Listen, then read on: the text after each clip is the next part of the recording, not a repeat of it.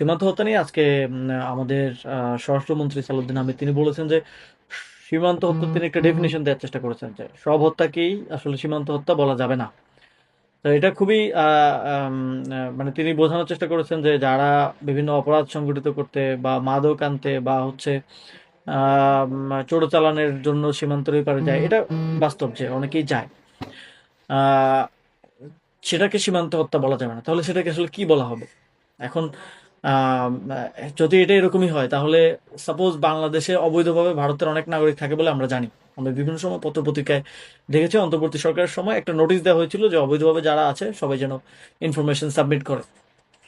তো তাহলে তাদেরকে কি বাংলাদেশে ভেতরে গুলি করে হত্যা করা জায়েজ?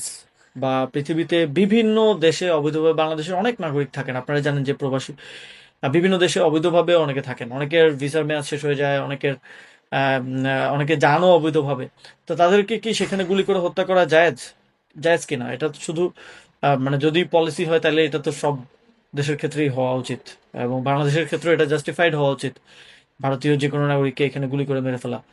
তো আহ, এইটাকে যে উনি জাস্টিফিকেশন দিচ্ছেন যে এটা এবং ভারতে যারা মানে সীমান্তে যারা হত্যার শিকার হচ্ছে বা সীমান্তের ভিতরে, ভারতের সীমান্তের ভিতরে বা আহ, আম, একটা হচ্ছে দুই সীমান্তের মাঝখানে একটা জোন থাকে, সেখানে যারা হত্যার শিকার হচ্ছেন তারা সবাই কি আসলে চোরাচালানকারী বা সবাই কি আসলে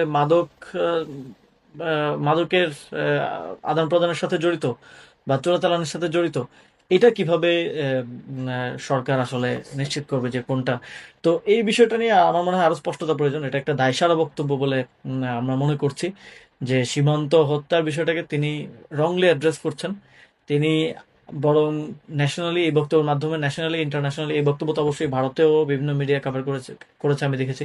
ন্যাশনালি ইন্টারন্যাশনালি বাংলাদেশের নাগরিকরা যে কিলেবল, বাংলাদেশের নাগরিকদের যে নাগরিক মর্যাদা নাই, এইটাকে স্টাবলিশ করছে। এবং এই বক্তব্যের মাধ্যমে তিনি বিএসএফ কে আরো উস্কানি দিচ্ছেন এবং জাস্টিফিকেশন দিচ্ছেন যে তোমরা যেটা করতেছো আমরা মনে করি যে দ্যাট ইজ নট রং, মানে হললি আমরা এটাকে রং মনে করি না। এই মেসেজটা দেওয়ার মাধ্যমে কিন্তু আপনি সীমান্তে বাংলাদেশের জনগণকে আরো বেশি ভালনারেবল করে তুলছেন, এবং বাংলাদেশের যে নাগরিকদের যে নাগরিক মর্যাদা সেটাকে অনেক ছোট করা হচ্ছে।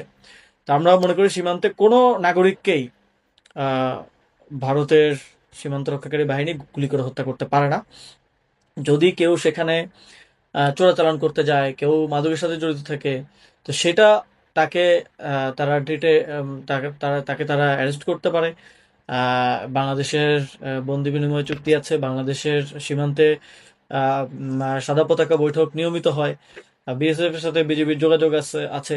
তো এর মাধ্যমে হ্যান্ড ওভার করা যেতে পারে, বিভিন্ন প্রক্রিয়া এটা হইতে পারে। এটা তো এইভাবে মানে হত্যা করে ফেলা, এবং বাংলাদেশের স্বরাষ্ট্রমন্ত্রী যার এই মানুষগুলোকে নিরাপত্তা দেওয়ার কথা ছিল তাদেরকে আরো ভালনারেবল করে তোলা, এটা খুবই দুঃখজনক রাষ্ট্র হিসেবে আমাদের জন্য।